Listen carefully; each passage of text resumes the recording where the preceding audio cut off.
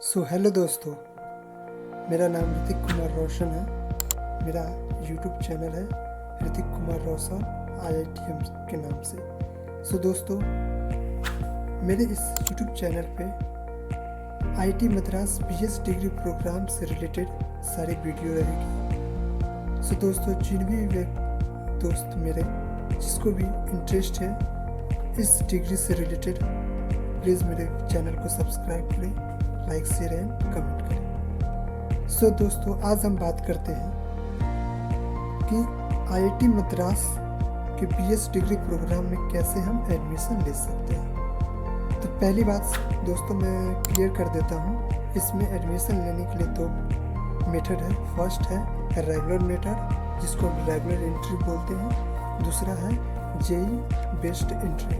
JEE based entry वाले video मैं पहले बना चुका हूँ, फिर भी मैं थोड़ा शॉर्ट में बता देना चाहता हूँ कि जो भी बच्चे JEE मेंस दे चुके थे और JEE एडवांस के लिए एप्लीकेबल हो चुके थे और JEE एडवांस का एग्ज़ाम वो दिए थे, चाहे वो एग्ज़ाम क्वालिफाई किए हो या न किए हो, उन सभी बच्चे को ये रेगुलर एंट्री वाले एग्ज़ाम होते हैं क्वालिफायर नाम के, उसे नहीं देना होता है। उनको डायरेक्ट जो फर्स्ट लेवल होता है, जिसको हम फाउंडेशन लेवल बोलते हैं, उसमें डायरेक्ट एडमिशन हो जाते हैं। लेकिन जो बच्चे JEE mains JEE advance 12th या उसके एक साल बाद नहीं दिए हो, यही रेगुलर एंट्री नाम का चीज़ है जिसके थ्रू वो इस BS डिग्री प्रोग्राम में इंटर कर सकते हैं।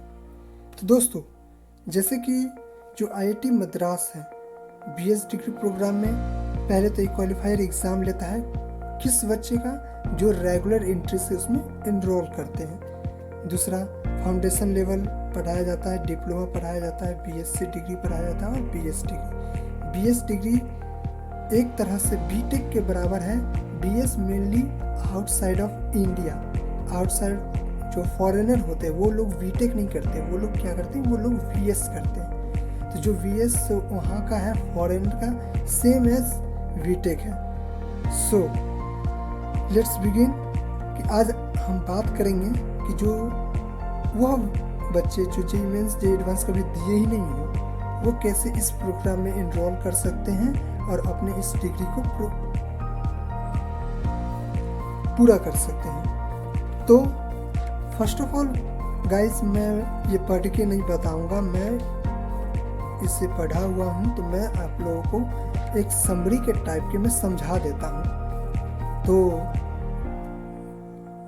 बने रहिए मेरे वीडियो के साथ और शुरू करते हैं। तो फर्स्ट ऑफ ऑल पहली बात ये है कि आपको क्लास 10th में मैथमेटिक्स और इंग्लिश पढ़ा होना चाहिए। दूसरा, क्लास 12th एग्ज़ाम्स पास होना चाहिए। मीन्स कोई क्राइटेरिया नहीं है कि 75% एबव होना चाहिए, नहीं, ऐसा कुछ नहीं है। सिर्फ आप क्लास 12th एग्ज़ाम पास किए हो। दूसरा, तो चलिए दोस्तों, ये एक हो गया बेसिक सा बैकग्राउंड कि एक माइंड में आता है ना कि अगर ये वीडियो हम देखें तो क्या हम इसके लिए अप्लाई कर सकते हैं या नहीं कर सकते। वो दोनों चीज़ें मैंने आपको बता दी कि क्लास 10th में मैथमेटिक्स और इंग्लिश पढ़ा होना चाहिए और 12th पास होना चाहिए।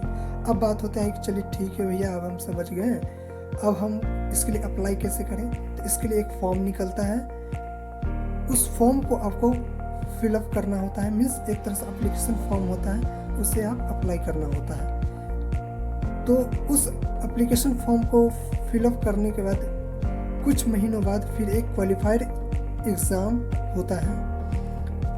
तो मैं बता देना चाहता हूँ कि जो भी बच्चे इस फॉर्म को अप्लाई करते हैं, जो जनरल कैटेगरी से उन्हें 3000 रुपया लगता है और जो अदर कैटेगरी है उन्हें वेवर मिलता है, मतलब डिस्काउंट मिलता है। पहली बात। अब हम बात करते हैं कि ठीक है भैया, मैंने अप्लाई कर दिया, अब मैं तैयारी कैसे करूं। न मुझे बुक पता है, न मुझे सिलेबस पता है, कुछ नहीं पता है, मैं तैयारी कैसे करूं, मैं क्वालिफाइड एग्ज़ाम दूं तो दूं कैसे, और कब दूं कैसे, साथ साथ कब दूं। तो दोस्तों, मैं बता देना चाहता हूं कि IIT मद्रास खुद 1 मंथ का क्लास प्रोवाइड करता है। जब आप एप्लीकेशन फॉर्म अप्लाई किए होंगे ना तो आपको आईटी मद्रास के पोर्टल पे आप अपने ईमेल से आपको लॉगिन करना होता है। जैसे आप वो लॉगिन करते हैं, वहाँ एक पोर्टल खुलता है जो आपका होता है। तो जब भी वो आईटी मद्रास क्लास प्रोवाइड करेंगे तो वो आपके पोर्टल पे शो हो जाएगा। तो एक तरह से ये है, उन्होंने बोला है कि 1 महीने का वो फ्री क्लास प्रोवाइड करते हैं, जिसमें वह English 1, mathematics 1, statics 1, computational thinking, ये सारी चीज़ें पढ़ाते हैं। साथ ही साथ पढ़ाने के साथ साथ आप जैसे कि वीडियो लेक्चर तो होगा ही, ट्यूटोरियल्स भी होगा, प्रैक्टिस क्रेडिट असाइनमेंट भी दिया जाएगा, जिसे आपको वीक वाइज सबमिट करना होता है, कंप्लीट करना होता है। जैसे कि यहाँ वीक वाइज लिखा हुआ है। तो 1 महीने का हुआ, इसका मतलब 4 वीक। तो 4 वीक आपको पढ़ाई करनी होगी फ्री में। और जो आप असाइनमेंट प्रोवाइड करेंगे, जो आप असाइनमेंट्स जो भी उनके द्वारा दिया गया हो वो आप फुलफिल करके देंगे, उसके हिसाब से आपको एक ग्रेड मिलेगा। वो ग्रेड डिसाइड करेगा ये कि आप क्वालिफाइड एग्ज़ाम देने के लायक हैं या नहीं है। देखिए, प्रिपरेशन तो एक अलग बात है। जैसे कि हम नॉर्मल एग्ज़ाम में, कॉम्पिटिटिव एग्ज़ाम में भी देखते हैं, प्रिपरेशन तो हर कोई करता है, लेकिन एग्ज़ाम जो लेवल का होता है वो हर कोई नहीं दे पाता है। समझ रहे हैं। तो क्वालिफाइड एग्ज़ाम देने के लिए भी एक क्राइटेरिया है कि ये वो 1 महीने का क्लास प्रोवाइड करेंगे, उसमें जो भी वीडियो लेक्चर होगा, जो भी असाइनमेंट होगा, आपको वो पूरा करना है वीक वाइज। चलिए, आपने कर दिया, सारा कुछ कर दिया। अब बात करते हैं, ठीक है, eligibility to appear for the qualified exam. Eligible कैसे हो गए? तो पहली बात है, 4 वीक का तो स्टडी है पूरा। जैसे ही ख़त्म होता है, जैसे 4 वीक का क्लास ख़त्म होता है, आपको क्वालिफाइड एग्ज़ाम देना पड़ेगा। ठीक है, क्लास ख़त्म हो गया, एक आपके पोर्टल पे ही आपको एग्जामिनेशन सिटीज़, जब आप एप्लीकेशन फॉर्म फिलअप कीजिएगा, आपसे एग्जामिनेशन सिटीज़ सारा कुछ मांग लिया जाता है और आपके नियर बाई सेंटर पे वो एग्ज़ाम कंडक्ट किया जाता है। तो जैसे 4 वीक का क्लास ख़त्म होगा, आपका एक क्वालिफाइड एग्ज़ाम होगा। बोला जा रहा है कि each assignment will be graded out of 100, मतलब 100 पूरे टोटल जो होगा वो 100 का होगा, उसमें से आपको मार्क्स दिए जाएंगे। ये तो रही बात, अलग सारी बात है, अब मैं बताता हूँ। तो दोस्तों देखो, बताया गया है कि if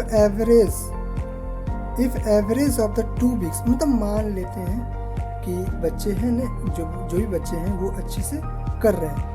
if average of the first 2 week assignment scores 40 से ज़्यादा है, टोटल 100 मार्क्स के होते 40 से ज़्यादा ले आया, तो वो भी कैटेगरी कट ऑफ वाइज ही होगा। ले आया बच्चे और इससे अधिक तो और भी अच्छे हैं। In each of the 4 subject जो भी पढ़ाया जाएगा आपको, तो वो डायरेक्ट एग्ज़ाम लिखने के लिए एलिजिबल हो जाएगा, जो भी बच्चे का 40 से ज़्यादा आ जाएगा। क्यों 40 ही क्यों? क्योंकि यहाँ बताया गया है, वो लोग बता रहे हैं कि जो जनरल लर्नर है उसे 40% मिनिमम लाना होगा। तो 100 का 40% तो 40 ही हुआ, वो लाना पड़ेगा।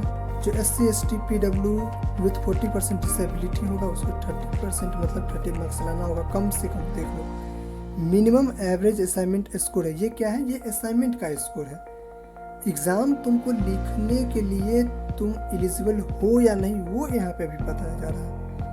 अभी ये बात नहीं चल रहा है कि तुम एग्ज़ाम लिख लिए और पास कैसे होगे, नहीं। अभी बात ये चल रहा है कि तुम ये एग्ज़ाम लिखने के लायक हो या नहीं हो। तो ये असाइनमेंट का बात किया जा रहा है। जो जनरल कैटेगरी का होगा उससे बच्चे को 40 कम से कम लाना पड़ेगा मार्क्स। जो SC ST PW with 40% disability होगा, उसका 30% मार्क्स लाना पड़ेगा। PW with 40% disability and SC ST 30% लाना होगा। OBC NCL EWS 35% मार्क्स लाना पड़ेगा। लेकिन मैं बात करता हूँ कि चलिए, ये सारी क्राइटेरिया तो एक दे दिया गया है, एक सेट कर दिया गया है कि जनरल के लिए क्या होगा, SC ST के लिए क्या होगा, PWD के लिए क्या होगा, OBC NCL के लिए क्या होगा। लेकिन कुछ बच्चे के मन में डाउट होगा कि भैया मान लीजिए कि 2 वीक तक हमने सही काम किया, लेकिन उसके बाद कुछ कंडीशन आ गया, कुछ दिक्कत हो गई, जिसकी वजह से हमने असाइनमेंट को मेंटेन नहीं कर पाया। तो यहाँ बताया जा रहा है कि those who do not qualify after the week 2 assignment the average of the best 2 out of the 3 weeks assignment scores will be considered। Means अगर कोई बच्चे 2 वीक के बाद अगर सही से मेंटेन नहीं कर पाए, जो 2 वीक के ही हैं, average of the best 2 out of the 3 weeks, जो भी 3 वीक्स के होगा उसमें से जो भी सबसे अच्छा होगा, जैसे कि जेईई मेंस में होता है ना कि सेशन 1 सेशन 2 दिए तो जो इसमें सबसे अच्छा तुम्हारा परसेंटेज है वो शो किया जाता है, वही बच्चे का मार्क्स होता है। तो वही चीज़ यहाँ चल रहा है। तो in each 4 subject the student will become eligible to write the qualified exam. अगर आप out of best 2 out of the first 3 week assignment अगर हो गया तो आप इस एग्ज़ाम को लिखने के लिए एलिजिबल हो जाइएगा। और दूसरा बात दोस्तों कि यहाँ नोट करके बता दिया गया है, मतलब ये जो चीज़ बताया गया है ये एक फ्यूचर प्रोस्पेक्टिव से है। इसमें ये बताया जा रहा है कि ये जो रिलैक्सेशन जो है पास करने के लिए कि 40%, 30%, 35%, ये सिर्फ only for the qualified process, means qualified process के लिए ही एलिजिबल है।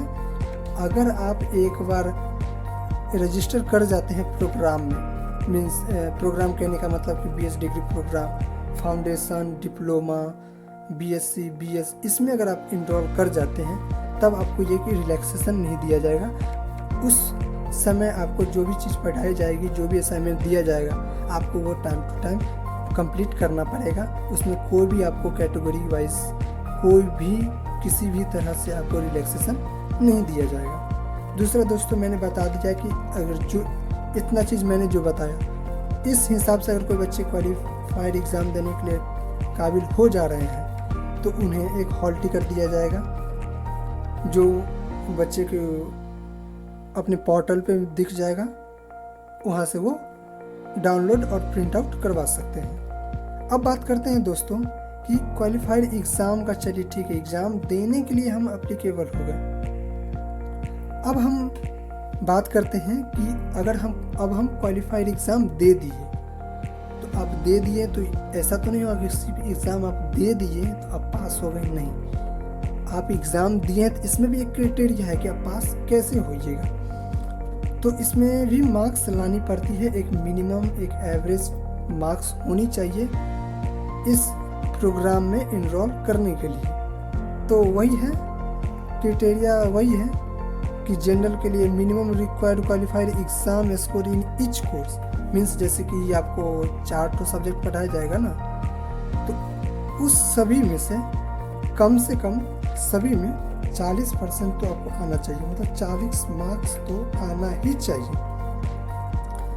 Yes, minimum required average qualified exam score, तो मिनिमम मतलब जो आप ओवरऑल जो ले लेते हैं वो आपको 50% से ज़्यादा होना चाहिए, 50% और उससे भी ज़्यादा होना चाहिए। SC ST PWD 40% डिसेबिलिटी के लिए 40%, PWD with 40% disability and SC ST 40%, OBC NCL EWS के लिए 35% और 45%। तो मुझे जो लग रहा है कि मैंने अच्छे तरीके से आपको ये सारी चीज़ें समझा दिए हैं। सो दोस्तों, अगर कुछ डाउट रह गई हो प्लीज़ मुझे कमेंट करें।